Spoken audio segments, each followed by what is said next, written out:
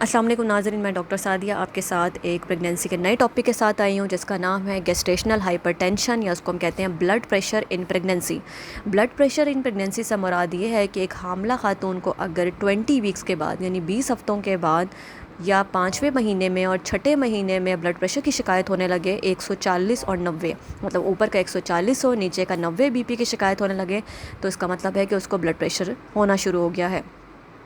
اب اس blood pressure کے ساتھ دیکھنا ضروری ہے کہ ان کو اب کیا کیا سمٹمز بھی ہو رہے ہیں۔ سمٹمز میں ہو سکتا ہے کہ ایک حاملہ خاتون کو سر درد کی شکایت ہو، پیٹ میں درد کی شکایت ہو سکتی ہے، سر چکرا سکتا ہے، آنکھوں کے سامنے دھندلاہٹ یا اندھیرا پن ہونا، اور دل کا خراب ہونا یا متلی ہونا، اس کی شکایت ہو سکتی ہے۔ اور اگر ان تمام چیزوں کی شکایت ہو، ساتھ ساتھ بلڈ پریشر بھی ہائی ہو رہا ہو، تو اس کا مطلب یہ ہے کہ آپ کو فوری طور پہ اپنے ڈاکٹر سے رجوع کرنا چاہیے۔ اب ہم نے دیکھنا ہے کہ اب بلڈ پریشر تو آنا شروع ہو گیا، اب اس بلڈ پریشر کی مزید اقسام بھی ہیں۔ اس کی جو مزید اقسام ہے وہ یہ ہے کہ اس میں ایک پہلی جو قسم ہے اس کا نام ہے پری ایکلیمشیا، دوسری امیوننٹ ایکلیمشیا، اور تیسری ایکلیمشیا ہے۔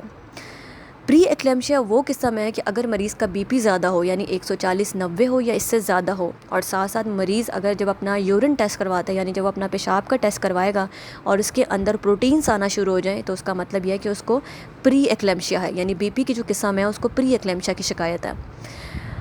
اس سے آگے مزید جو ایک کیا کہتے ہیں کہ یہ تو مائلڈ، اگر اس کو ہم کہتے ہیں کہ بلڈ پریشر کے مائلڈ فارم ہے، تو آگے اس کی اقسام جس طرح بڑھتی چلی جاتی ہیں، تو اسی طریقے سے سمجھو کہ وہ خطرے کی نشانی ہے۔ جیسے جیسے اس کی اقسام بڑھتی جائے گی تو ایک حاملہ خاتون کے لیے وہ خطرے کی نشانی ہے۔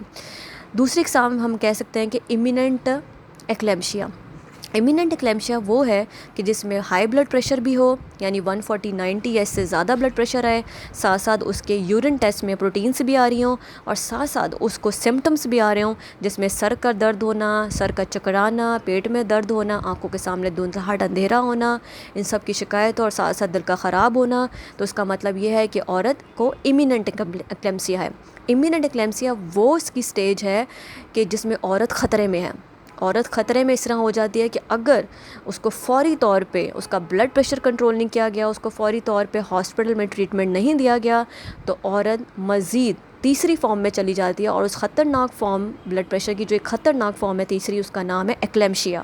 ایکلیمشیا میں عورت کو فٹس پڑنا شروع ہو جاتے ہیں، اس کو جھٹکے پڑنا شروع ہو جاتے ہیں، اور اس کو فوری طور پہ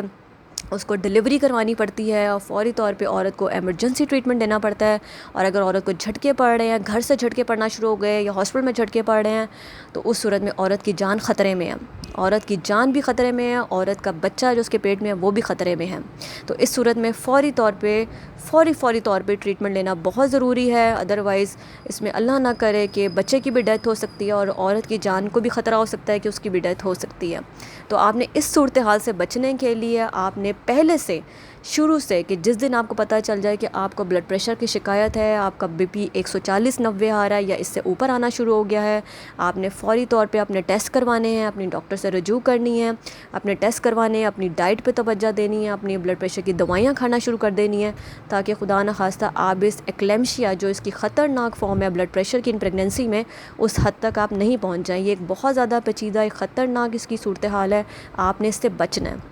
آپ نے اپنے شروع دن سے اپنے بلڈ پریشر کو خیال رکھنا ہے، اپنا خیال رکھنا ہے، ڈائٹ کے ذریعے، اپنی دوائیوں کے ذریعے۔ آج اس ویڈیو بنانے میں میں نے صرف اس ویڈیو میں آپ کو صرف ایک